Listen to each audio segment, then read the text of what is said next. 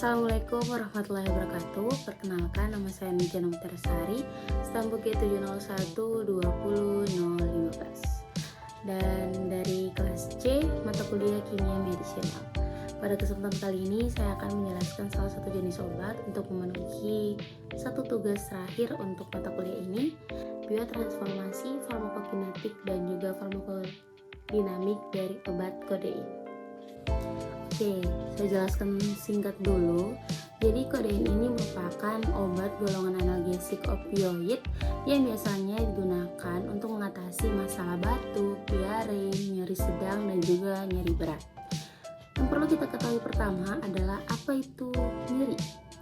Nyeri sendiri adalah perasaan sensoris dan juga emosional yang tidak nyaman berkaitan dengan kerusakan jaringan.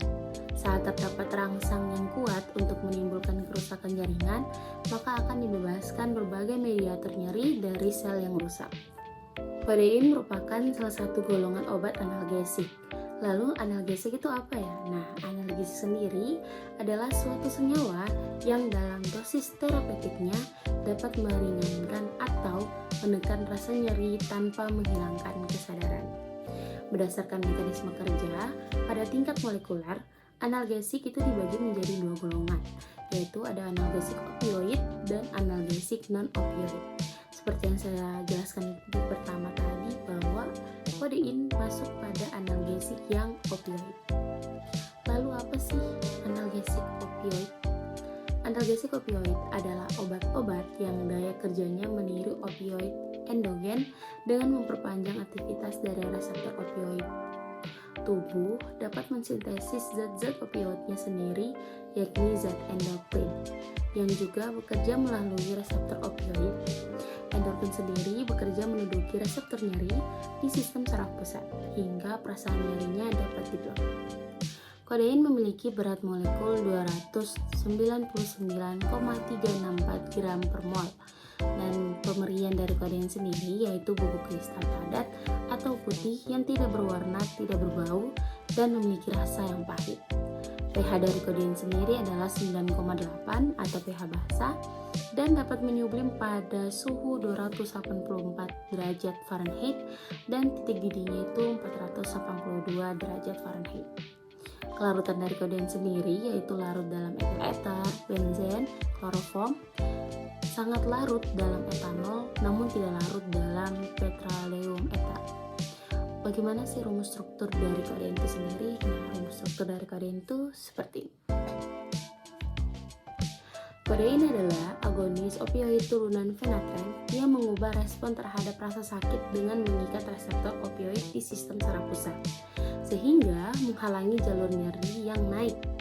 Kodein juga membantu menekan batuk langsung di medula dan memberikan efek pengeringan pada mukosa saluran pernapasan sehingga meningkatkan kekentalan sekresi bronkial.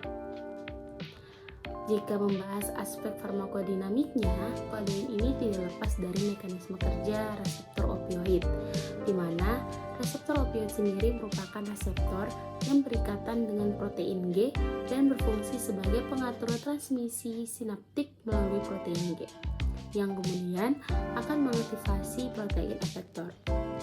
Ikatan antara senyawa opioid ke reseptor akan memicu pertukaran guanosin trifosfat atau GTP dengan guanosin difosfat atau GDP.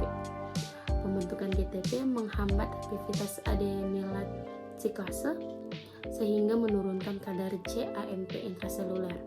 Hal ini menyebabkan inhibisi berbagai neurotransmitter nociceptif seperti senyawa GABA, dopamin, asetilkolin, dan non-adrenalin.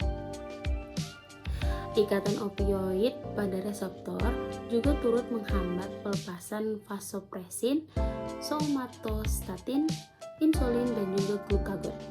Pada saat bersamaan, senyawa opioid menutup kanal kalsium tipe N dan membuka kanal kalsium, dan masuknya kalium ke kompartemen intraseluler ini menyebabkan hiperpolarisasi dan penurunan eksitabilitas saraf. Kodein, seperti halnya agonis reseptor opioid lainnya, lazim digunakan secara klinis, bekerja melalui aktivasi reseptor mu opioid reseptor atau MOR. MOR terdapat pada sistem saraf pusat, jaringan saraf selain sistem saraf pusat, dan juga jaringan non-saraf. Ditinjau dari sisi farmakokinetik, kodein memiliki waktu puncak plasma dan waktu paruh plasma yang cepat, serta memiliki volume distribusi yang besar. Eliminasi utamanya itu terjadi melalui ginjal. Pada tahap absorpsi, kodein cukup cepat seperti ditunjukkan oleh puncak konsentrasi plasma yang tercapai dalam waktu 60 menit setelah konsumsi oral. Di sisi lain, waktu paruh plasma kodein tidak berbeda antara pemberian pada dosis 25 mg dan 50 mg, yang rata-ratanya itu adalah 2,2 sampai 2,1 jam. Namun, waktu paruh plasma metabolik turunan kodein seperti morfin dan juga morfin 3-glukuronat itu dapat mencapai 4-16 jam. Dengan demikian, meskipun hanya sebagian kecil kodein diubah menjadi morfin yang lebih paten terhadap reseptor mu, keadaan steady state dapat tercapai dalam kurun waktu 48 jam pada pemberian kodein 15 mg tiap 4 jam. Untuk tahap distribusinya, kodein memiliki volume distribusi yang cukup besar, yaitu 3-6 liter per kilogram, sementara hanya 7-25% kodein dalam plasma yang terikat pada protein. Pada tahap metabolisme, jalur metabolisme utama kodein itu terletak di hati dan meliputi proses endemetilasi menjadi norkodein, 3,0-demetilasi menjadi morfin, dan konjugasi glukuronat. Sekitar 50-70% kodein itu diubah oleh UGT287 menjadi kodein 6-glukuronat yang memiliki afinitas sama dengan kodein terhadap reseptor mu.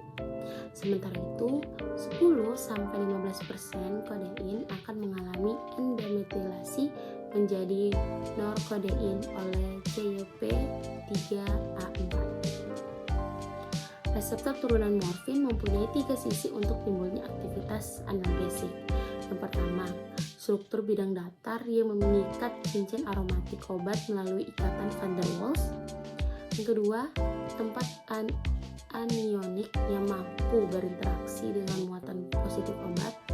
Dan yang ketiga, lubang dengan orientasi yang sesuai untuk menampung bagian dari proyeksi cincin piperidin yang terletak di depan bidang yang mengandung cincin aromatik dan pusat dasar.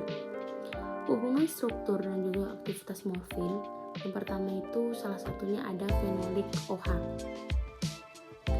di mana metilasi gugus fenolik OH dari morfin akan mengakibatkan penurunan aktivitas analgesik secara drastis.